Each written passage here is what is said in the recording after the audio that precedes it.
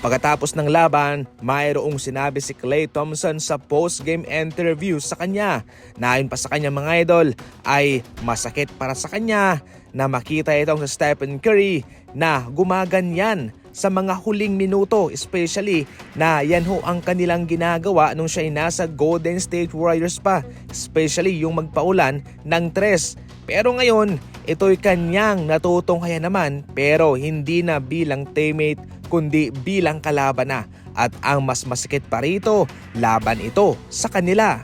Hindi man ito sinabi mismo ni Klay Thompson ng diretsahan, pero tila siya'y nagpapahiwatig na siya'y naiinggit ngayon na hindi na siya kasali sa mga ginagawang selebrasyon na ito ng Golden State Warriors, especially ni Stephen Curry mga idol sa mga gantong clutch moments nila nung siya'y nasa Warriors pa. So yan ho ang patunay mga idol na minsan ay naisip din mismo ni Klay Thompson na parang hindi maganda yung kanyang ginawa pero nangyari na ho ang nangyari.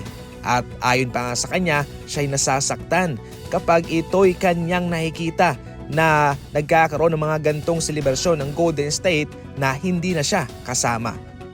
Pinakaba ni Brunson ang mga fans ng Knicks nung siya nagkaroon ng injury sa kanilang laban versus 76ers. Medyo malala ang kanyang inabot at ito ho'y nangangailangan ng pagpunta niya sa locker room para ma-check lamang ito. Subalit siya'y bumalik din naman.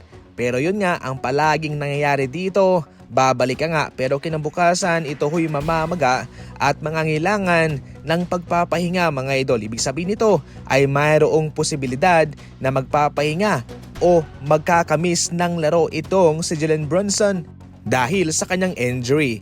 Malaking kawalan itong si Brunson mga idol para sa New York Knicks kung saan mayroon ding iniindang injuries na Mitchell Robinson at sa Precious Achiuwa. Kahit papano sila'y nakasalalay rito kay Brunson pero ngayon na ito'y pansamantala munang magpapahinga, aba mahirap to. Sa kabilang banda mga idol, kinumpirma na nga rin ho ni Anthony Davis na siya'y makakabalik na sa kanilang laban kontra Memphis Grizzlies pagkatapos na aksidenteng matusok ni Jakob Poeltl ang kanyang mata sa kanilang laban. Ayon pa sa veteranong center na si Anthony Davis, hindi naman daw ito nangangailangan na suotan niya pa ng goggles mga idol. Ibig sabihin nito ay nasa 100% na okay na siya at pwede na makasabak. Napaka-importante ng papel ni Anthony Davis sa Los Angeles Lakers, especially sa ngayon na yung kanilang bangko ay nag-i-struggle na makaambag sa kanila.